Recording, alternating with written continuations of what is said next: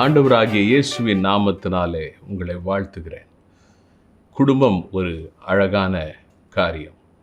அது ஒரு தோட்டம் போன்றது. அதனால்தான் முதல் குடும்பத்தை ஆண்டவர் ஏதேன் தோட்டத்தில் கொண்டு வந்து வைத்தார். அப்படின்னா தானா வளர்றது காடு, பராமரித்து வளர்க்கப்படுவது தோட்டம்.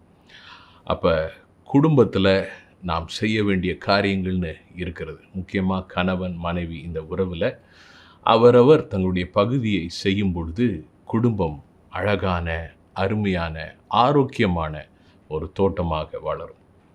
அப்படிப்பட்ட ஒரு அருமையான குடும்ப வாழ்க்கைக்கு 7 குறிப்புகளை உங்களோடு பகிர்ந்து கொள்ள விரும்புகிறேன். முதலாவது, கனம் பண்ணுவதில் ஒருவரை ஒருவர் முந்திக் கொள்ளுங்கள்.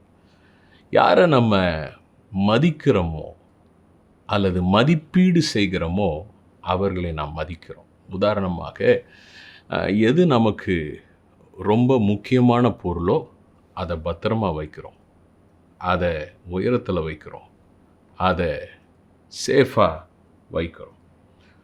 அதே போல் நம்ம எந்த அளவுக்கு கணவன் மனைவி உறவில் ஒருவரை ஒருவர் மதிப்பீடு செய்கிறோம் என்பது ரொம்ப முக்கியம். அதாவது ஒருத்தவங்களை பார்த்து இன்னொருத்தவங்க அவங்களுடைய தன்மைகளை அல்லது நீ எனக்கு எவ்வளோ வாழ்க்கையில் முக்கியமான நபர் என்பதை வாய்விட்டு சொல்லும் பொழுது, அதை வெளிப்படுத்தும் போது, ஒருவரை ஒருவர் மதிக்கும் பொழுது நிச்சயமாக அந்த குடும்பம் அழகான குடும்பமாக இருக்கும். தன்னை மதிக்கிறது இல்லை என்கிற அந்த ஒரு வேதனையான காரியத்தின் நிமித்தம் ஒரு கணவன் மனமுடைந்து போகலாம். வேதம் சொல்லுகிறது, மனைவி பலவீன பாண்டமாய் இருக்கிறதுனால புருஷர்கள் ஞானத்தோடு நடக்கிறது மாத்திரம் இல்லை, அவங்கள கனம் பண்ணணும். பாருங்கள், எது ஈஸியாக உடையக்கூடியதோ பத்திரமா வச்சுக்கிறோம். கனம் பண்ணுறது குடும்ப வாழ்க்கையில் ஒரு முக்கியமான காரியம். இரண்டாவது, நிபந்தனை இல்லாமல் அன்பு செய்யுங்கள். அப்படின்னா என்ன அர்த்தம்? சின்ன சின்ன விஷயத்தெல்லாம் பெரிய பிரச்சனையாக்கிடக்கூடாது. சில நேரத்தில் சில குடும்பங்களில் விரிசல்கள் வர்றதுக்கு காரணம் பார்த்திங்கன்னா, ஆராய்ச்சி பண்ணி பார்த்தா ஏதோ ஒரு சின்ன காரியத்தில் தொடங்கியிருக்கும், அது அப்படியே வளர்ந்து ஒரு பெரிய பிரச்சனை. அப்போ சின்ன விஷயங்களை பெருசாக்க கூடாது. குடும்ப வாழ்க்கையை கட்டி எழுப்புவது என்பது ஒரு மேஜிக் கிடையாது. இதை நல்லா மனசில் வச்சுக்கணும். அது ஒரு காலம் எடுக்கிற ஒரு செயல்முறை, ப்ராசஸ். ஒருத்தவங்க புரிஞ்சுக்கிறதுக்கு டைம் ஆகுது. சில ஆண்டுகள், பல ஆண்டுகள் கூட ஆகலாம். அதனால தான் அன்பு செய்து கொண்டே இருங்கள், அன்பு செய்வதை ஒரு நாளும் நிறுத்தாதிருங்கள். 1 கொரிந்தியர் 13ஆம் அதிகாரத்தில் பார்க்குறோம், அன்பு ஒரு நாளும் சின்ன விஷயங்களை பலூன் மாதிரி ஊதி பெருசாக்காது அப்படின்னு சொல்லிட்டு நம்ம பார்க்குறோம். அன்பு நிபந்தனை இல்லாமல் நேசிக்கும். ஒரு பிழையே நடந்துருச்சுன்னா கூட பரவாயில்ல அப்படின்னு சொல்லிட்டு சொல்கிறது தான் அன்பு. 3வது காரியம், நிறைவான வாழ்க்கையை வாழ பழகுங்கள். அப்படின்னா என்ன அர்த்தம்? கொடுத்துட்டே இருக்கணும். கொடுக்கறதுன்றது ஏதோ பணம் கொடுக்கறது இல்லை பொருள் கொடுக்கறது அப்படி சொல்ல வரல. அதெல்லாம் கொடுக்கறது நல்லது தான். ஆனால் நம்முடைய வாழ்க்கையை கொடுக்க வேண்டும், நம்முடைய மன்னிப்புகளை கொடுக்க வேண்டும், நம்முடைய அன்பை கொடுக்க வேண்டும், பாராட்டுகளை கொடுக்கணும். எதை நீங்கள் கொடுக்குறீங்களோ நிச்சயமாக அதற்குரிய பலனை ஒரு நாள் ஆண்டவர் உங்களுக்கு தருவார். வேதம் சொல்லுகிறது, மனுஷன் எதை விதைக்கிறானோ அதையே அறுப்பான். 4வது குறிப்பு, பிரச்சனைகளை உங்கள் சொந்த பலத்தினால் மூடி மறைக்க பார்க்காதிருங்கள். இது அவசியமான ஒரு விஷயம். சில நேரத்தில் கணவன் மனைவிக்குள்ளார ஒரு சில கருத்து வேறுபாடுகளோ அல்லது சில பிரச்சனைகளோ இருக்கும்போது அவங்க அதை பற்றி பேசுகிறாங்க, அதை பற்றி ஜெபிக்கணும். இன்னும் அது தொடர்ந்துட்டுருக்கு அப்படின்னும்போது செய்யக்கூடாத ஒரு விஷயம் என்னென்னா, நம்ம தான் எல்லாம் முயற்சி பண்ணிட்டோமே, இதுக்கு மேலே என்ன அப்படின்னு சொல்லிட்டு தானாக தவறான முடிவு எடுத்துடக்கூடாது.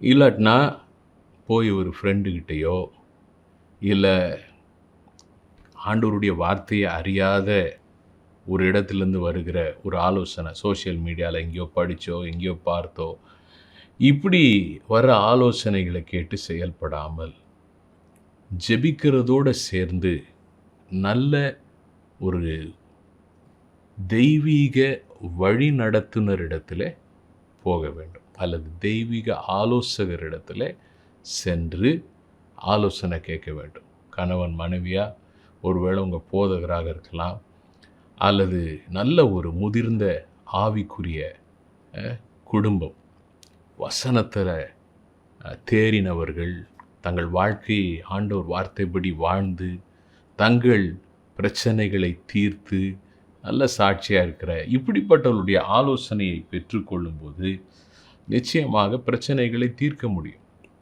அதை விட்டுட்டு சொந்தக்காரங்க சொல்கிறாங்க, இவங்க சொன்னாங்க, அவங்க சொன்னாங்க அப்படின்னு சொல்லிட்டு மற்ற எண்ணங்களை உள்ளே விடும்போது தான் பிரச்சனை வருது. இதை போய் நான் எப்படி ஆலோசகரிடத்தில் சொல்ல முடியும் அப்படின்னு சொல்லிட்டு வெட்கப்பட வேண்டிய அவசியமே இல்லை.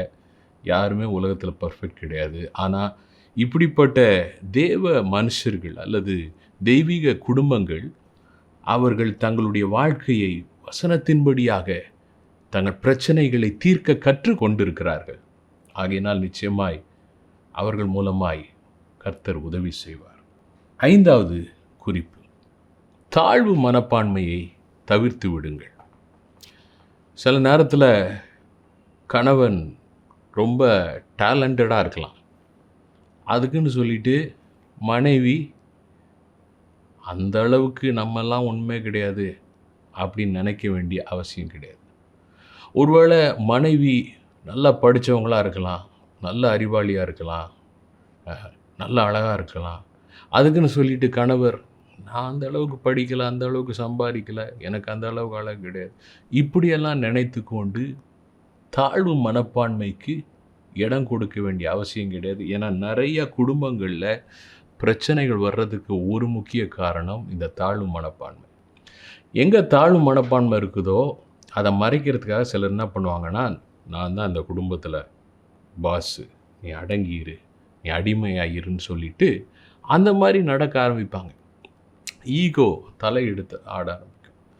அப்போ தாழ்வு மனப்பான்மைக்கு இடம் கொடுக்க தேவையில்லை. ஒவ்வொருத்தவங்களையும் ஆண்டவர் ஒவ்வொரு விசேஷமாக உருவாக்கி இருக்கிறார், வித்தியாசமாக உருவாக்கி இருக்கிறார். ஒருவரை ஒருவர் நாம் பாராட்டலாம், ஒருவரை ஒருவர் மெச்சிக்கொள்ளலாம், ஒருவரை ஒருவர் கொண்டாடலாம், ஒருவருக்காக ஒருவர் கர்த்தருக்கு நன்றி சொல்லலாம். ஒரு விஷயத்தை நம்ம புரிஞ்சுக்கணும், நாம் இருவரும் ஒருவருக்கு ஒருவர் அவசியமானவர்கள்.